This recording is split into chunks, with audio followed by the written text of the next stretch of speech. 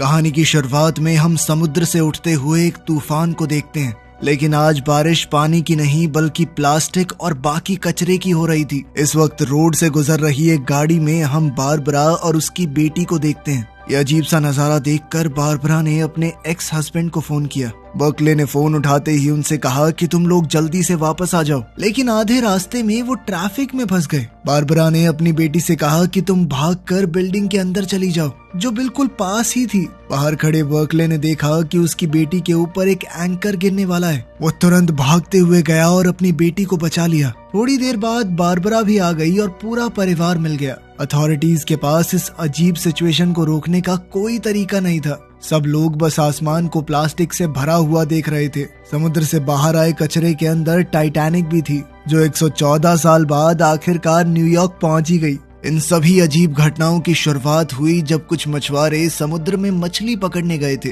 पर जैसे ही उन्होंने जाल डाला तो मछलियों के साथ साथ उनके बीच एक समुद्री जीव भी उनकी पकड़ में आ गया। इसके बाद हम बार्कले को देखते हैं, जिसे समुद्र में तेल लीक होने की खबर मिली। उसे ब्रिटिश फौज के साथ मिलकर सफाई का काम करना था। मिशन के लिए जाते हुए वो लंदन से गुजरा ताकि अपनी बेटी कर्बी को सही सलामत उसकी माँ के पास पहुँचा दे। अपनी बेटी और पिछली बीवी को अलविदा कहने के बाद बार्कले सार्जेंट हैना के साथ एयरपोर्ट गया और फिर मिलिट्री प्लेन में बैठ गया। जल्द ही वो एक खुफिया जगह पर पहुंचा जहां उस समुद्री जीव की डेड बॉडी रखी गई थी। वहां पता चला कि यह जीव समुद्र के किनारे से लगभग 3 मील दूर मिला है। मछुआरों ने जब मॉन्स्टर को जाल से निकलते देखा तो उन्होंने उसे गोली मार दी और उसके शरीर को इंटरनेट पर बेचने की कोशिश की, लेकिन कर्नल ने सही समय पर एक्शन लिया, केस को छुपाया और उस शरीर को खरीद लिया ताकि आर्मी उस पर रिसर्च कर सके। पियर्स कहने लगा कि इस तरह के समुद्री जीवों के बारे में पुराने समय की कहानियों में बताया जाता है। इनकी प्रजाति को होमो एक्वा कहा जाता था।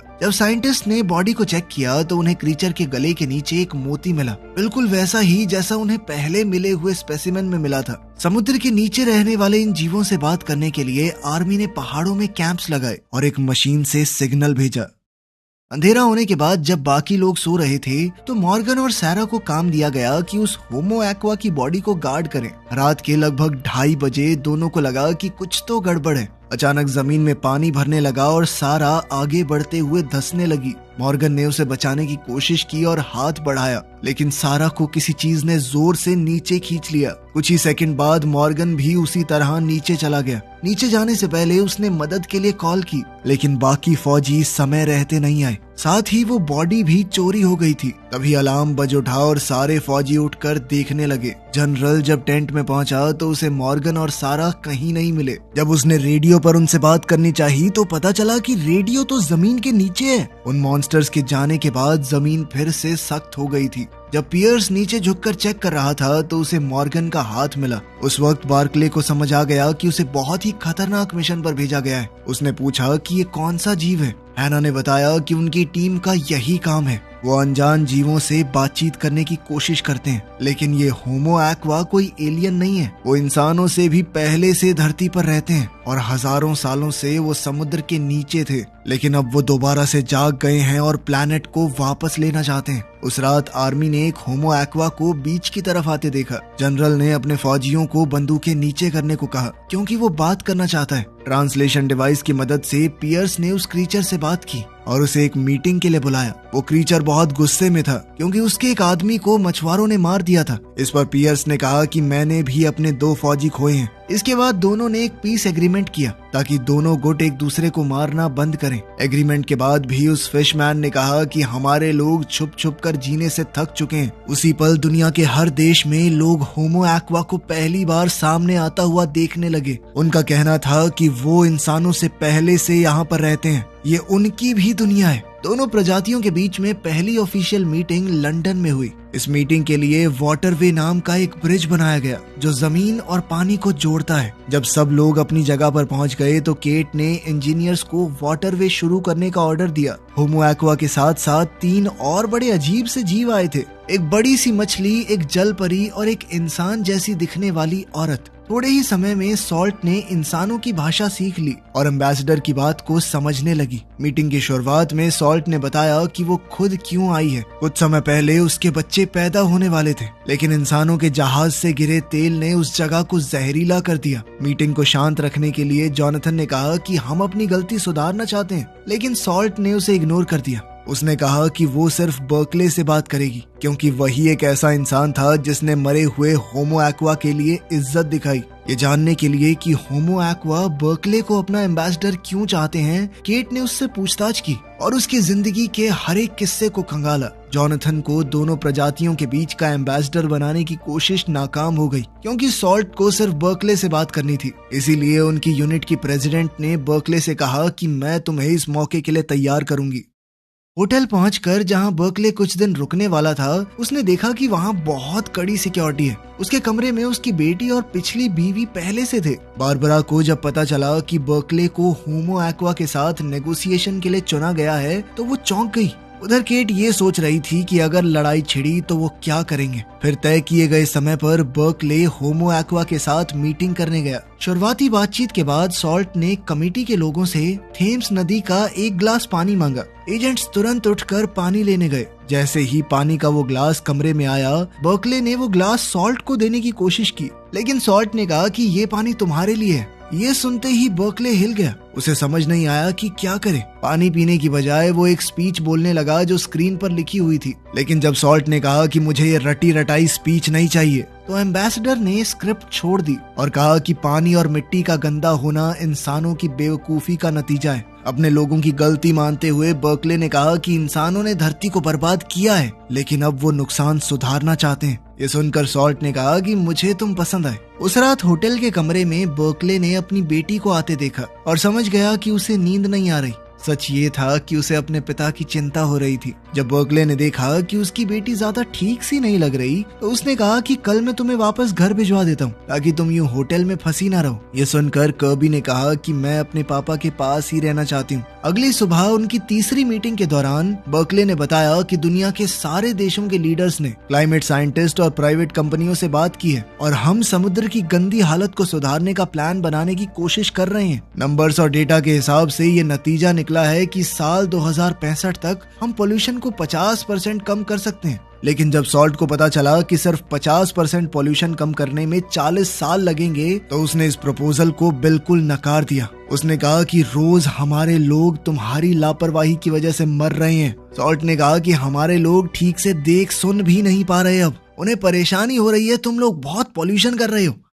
इस बात पर बर्कले को लगा कि बोल तो ये बिल्कुल सही रही है। उसके पास माफी मांगने के अलावा कोई ऑप्शन नहीं था। फिर उसने कहा कि अगर हम दोनों प्रजातियां मिलकर इस मिशन में काम करें तो हो सकता है जल्दी हो जाए। इस पर सॉल्ट ने कहा कि अगर हम मदद करने लगे तो बहुत जल्दी हो जाएगा। अचानक एक तूफान शुरू हुआ और एक ही समय पर कई सारे देशों ने समुद्र में बदलाव देखा। उस दिन जितना भी कचरा इंसानों ने समुद्र में फेंका था, वो वापस जमीन पर आ गया। प्लास्टिक और बहुत सारा गंदा सामान आसमान से गिरने लगा और अब कहानी वहीं पहुंच गई जहां से शुरुआत हुई थी। दुनिया भर के देशों का इतना नुकसान होने के बाद भी बर्कले ने समुद्र के लोगों के साथ बातचीत जारी रखी, क्योंकि इंसान जानते थे कि वो ऐसी लड़ाई तो नहीं जीत सकते। अच्छी बात ये थी कि सॉल्ट अभी भी बात करने के लिए तैयार थी, लेकिन उसने कहा कि मुझे शांति तभी मिलेगी जब इंसान 3 शर्तें मानेंगे। पहली शर्त, समुद्र में किसी भी तरह का कोई पॉल्यूशन नहीं आना चाहिए और अपने जहाज चलाना बंद करो। दूसरी शर्त ये थी कि जमीन और समुद्र के बीच में सीधे बॉर्डर बनाए जाएं, ताकि इंसान समुद्र के अंदर ना जाए, क्योंकि इंसान जमीन पर रहने के लिए बने हैं। उन्हें ना ही समुद्र और ना ही उसके पास के आसमान में जाना चाहिए। ये सुनते ही कमेटी के मेंबर्स भड़क गए, क्योंकि इससे सभी कॉन्टिनेंट्स पर रहने वाले लोग एक दूसरे से कट जाएंगे। जब सॉल्ट ने देखा कि कमरे में इंसान ज्यादा गुस्सा हो रहे हैं, तो उसने अपनी आवाज बदली और एक आदमी का रूप ले लिया ताकि उन्हें कंट्रोल कर सके। जैसे ही लोग शांत हुए और अपनी सीट पर वापस गए, सॉल्ट अपने असली रूप में वापस आ गई। फिर वो तीसरी शर्त बताने लगी जो इंसान और समुद्री लोगों के बीच में शांति के लिए जरूरी है। इसके लिए उसने समुद्र के कुछ कोऑर्डिनेट्स दिए और कहा कि अगली मीटिंग वहां पर होगी। इसमें सिर्फ दूर समुद्र तक जाना ही नहीं है, बल्कि बर्कले को 5 मील नीचे डाइव करना पड़ेगा ताकि वो होमो एक्वा से उनके घर में मिल सके। अब अगली चुनौती ये थी कि इतनी गहराई तक जाना भी बहुत मुश्किल है, क्योंकि 5 मील नीचे पानी का प्रेशर बहुत ज्यादा होता है। आज तक ऐसी कोई सबमरीन बनी ही नहीं है जो 5 मील नीचे तक डाइव कर सके। खैर, जनरल पियर्स और उसकी टीम के साथ बर्कले वेसल में चढ़ा उनके हैच को बोल्ट से पूरी तरह बंद कर दिया गया। लॉन्च के बाद सबमरीन को मीटिंग पॉइंट तक पहुंचने में लगभग 2.5 घंटे लगे। सफर के दौरान 6 पैसेंजर्स आपस में बात करने लगे कि अगर वो जिंदा बच गए तो घर जाकर क्या करेंगे। जब बर्कले ने देखा कि टेड नाम का एक आदमी बहुत ज्यादा डर रहा है तो उसने उसे शांत करने की कोशिश की। अपने साथियों को हौसला देते हुए बर्कले ने खुद को भी जैसे तैसे समझाया। कुछ ही मिनट बाद उनकी सबमरीन रुक गई। पियर्स ने अपनी टीम से बात करने की कोशिश की ताकि बता सके कि हम नीचे तक पहुंच गए हैं, लेकिन कोई रिस्पांस नहीं आया। थोड़ी देर बाद टीम को लगा कि ये सबमरीन बहुत ज्यादा तेज मूव कर रही है, लेकिन किसी को समझ नहीं आया कि हो क्या रहा है, क्योंकि सतह से उनका संपर्क पूरी तरह टूट चुका था। बाहर के प्रेशर को चेक करते हुए मिन को एहसास हुआ कि यहाँ का प्रेशर बिल्कुल जमीन जैसा है, जो होना पूरी तरह से नामुमकिन है, क्योंकि कायदे से तो वो 5 मील नीचे हैं। अचानक से सबमरीन हिली और सारी लाइटें बंद हो गई, जिसके बाद सब ने ऑक्सीजन मास्क पहन लिया। जब हैच खुला तो सब हैरान रह गए, क्योंकि पानी सबमरीन के अंदर आया ही नहीं। इसीलिए उन्होंने बाहर निकलने का फैसला किया। बाहर जाकर उन्होंने देखा कि वो एक गुफा के अंदर है, जहाँ का टेम्परेचर भी 21 डिग्री सेल्सियस है और हवा में ऑक्सीजन बहुत है। जब टीम इस जगह को देखकर हैरान हो गई तब सॉल्ट सामने आई। उसने बताया कि तुम पहले इंसान हो जो इतनी गहराई तक पहुंचे हो। इस एनवायरनमेंट को खास उनके लिए ही तैयार किया गया है, इसीलिए वो अपना ऑक्सीजन मास्क हटा सकते हैं। सॉल्ट उन्हें मीटिंग रूम में ले गई, जहां उनकी स्पीशीज के लोग जमीन और समुद्र का फ्यूचर डिसाइड करने के लिए जमा हुए थे। उस रात केट को अपनी टीम के एक मेंबर का कॉल आया। उसे पता चला कि कई देशों के डिप्लोमेट्स के बीच में कोडेड बातें हुई हैं। फोन पर बात करते वक्त ही केट पर एक स्नाइपर ने हमला कर दिया, लेकिन उसके बॉयफ्रेंड ने उसे बचाते हुए अपनी जान दे दी। उसी वक्त टेड, जो कि अकेला डिप्लोमेट है जिसने अपना ऑक्सीजन मास्क नहीं उतारा, उसने सॉल्ट को एक गिफ्ट दिया। जब बर्कले को समझ आया कि वो ग्लोब असल में सिर्फ एक कवर है, अंदर कुछ और ही मौजूद है, तो वो तुरंत झपटा ताकि सॉल्ट से उसे दूर ले जा सके। लेकिन बम फट गया और इस ब्लास्ट में कई फिशरमैन मारे गए और बर्कले की टीम के सारे मेंबर भी। सिर्फ बर्कले जिंदा बच गया, क्योंकि सॉल्ट ने उसे बचा लिया था। केट के मिशन पर स्क्वाड भेजते हुए शर्ले को मिशन पर गए हुए डिप्लोमेट्स की मौत की खबर मिली और उसने तुरंत मीडिया को बता दिया। न्यूज के बाद दुनिया को एक वीडियो दिखाई गई, जिसमें लग रहा था कि सॉल्ट ने जानबूझकर बर्कले और उसकी टीम को मारा है और जो भी इंसान समुद्र में जाएगा उसका यही हाल होगा।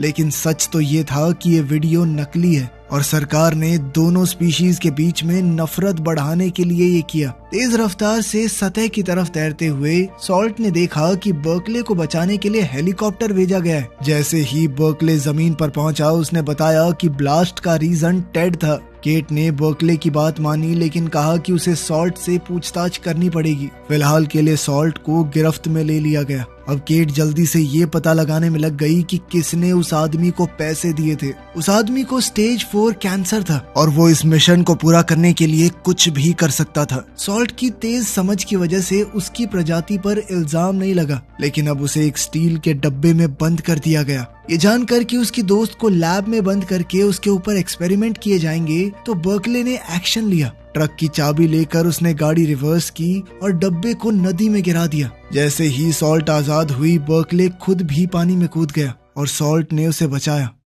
उस रात होमो एक्वा ने इंपीरियल हाउस में एक नई मीटिंग बुलाई। इस बार सॉल्ट की जगह टाइड नाम का एक सी मैन आया। वो कहने लगा कि इंसान इतने पागल कैसे हो गए कि उन्होंने धमाके में अपने ही लोग मरवा दिए। केट ने जब उससे माफी मांगी तो टाइड ने कहा कि सॉल्ट कहाँ पर है। वो कहने लगा कि हमारे लिए वो एक गद्दार है, अपने लोगों की बजाय उसने एक इंसान को बचाया। जब उसे पता चला कि सॉल्ट बर्कले की मदद से भाग चुकी है और अब तक गायब है, तो टाइड ने ऑर्डर दिया कि उसे ढूंढकर वापस लाओ। अगर ऐसा नहीं हुआ तो असली लड़ाई अब शुरू होगी। जब पूरा शहर उन्हें ढूंढ रहा था, तब सॉल्ट और बर्कले एक गुमनाम वेयर हाउस में छुपे हुए थे। सॉल्ट अपनी आजादी की खुशी मना रही थी। बर्कले से बात करते हुए उसने पूछा कि तुमने अपनी जान रिस्क में क्यों डाली। तभी अचानक दोनों ने एक दूसरे को चूम लिया। सच ये था कि वो एक दूसरे से प्यार करने लगे थे, लेकिन अभी भी बर्कले को सॉल्ट की चिंता हो रही थी। उसने कहा कि तुम्हें वापस समुद्र में चले जाना चाहिए, लेकिन सॉल्ट जानती थी कि अगर वो गई तो उसकी ही प्रजाति के लोग उसे गद्दार कहकर मार देंगे। ये सब सुनने के बाद बर्कले इस नतीजे पर आया कि उन्हें शहर छोड़ना होगा। उसने अपनी पार्टनर की मदद ली और एक जवान लड़के का मोबाइल फोन चुरा लिया ताकि वो बारबरा यानी अपनी एक्स वाइफ से बात कर सके, क्योंकि अब शायद वही है जो उनकी मदद कर सकती है। लेकिन बर्कले की मदद करने की बजाय बारबरा ने कॉल को गवर्नमेंट एजेंट्स के साथ शेयर कर दिया और उन दोनों को मिलने के लिए एक जगह पर बुलाया ताकि बर्कले को पकड़ा जा सके। जब बर्कले ने देखा कि बारबरा गाड़ी पैक कर रही है तो वो सॉल्ट के साथ ब्रिज की तरफ भागा और वहाँ पर दोनों को घेर लिया गया। उसी वक्त केट की टीम के एक आदमी ने बताया कि वो वीडियो नकली है जिसमें सॉल्ट ने इंसानों के खिलाफ लड़ाई छेड़ी थी। ये सुनते ही केट ने अपने फौजियों को पीछे हटने का ऑर्डर दिया, लेकिन जनरल गन्सबर्ग जिद करने लगा कि उस औरत को रोको। जैसे ही केट को समझ आया कि जनरल जरूरत पड़ने पर सॉल्ट को मार भी सकता है, तो उसने अपनी टीम को ऑर्डर दिया कि जल्दी से अपना टारगेट बदलो और ब्रिटिश फौजियों पर बंदूक तान दो। जब दोनों फौज आपस में भिड़ने वाली थी तभी अचानक से सॉल्ट ने बहुत तेज चीख मारी और फिर नदी में कूद गई। उस रात होमो एक्वा एक ऐसी आवाज निकालने लगी जो समुद्र के पास वाले शहरों के सारे कुत्तों को बीच तक ले आई और फिर उन्होंने फिशिंग नेट्स का इस्तेमाल करके उन्हें पकड़ लिया। अगले दिन जब जानवरों के बारे में पूछा गया तो टाइड ने कहा कि उनको तो हम खा गए, बिल्कुल वैसे ही जैसे इंसान समुद्र की मछलियों को खाते हैं। सैटेलाइट इमेजेस देखने के बाद साइंटिस्टों को पता चला कि होमो एक्वा असल में ग्लेशियर्स को पिघला रहे हैं। अगर कुछ बदला नहीं तो अंटार्कटिका हर साल 300 बिलियन टन बर्फ खो देगा। अगर ऐसा हुआ तो कुछ ही समय में समुद्र का लेवल 1600 फीट बढ़ जाएगा और लगभग सभी इंसान डूब जाएंगे।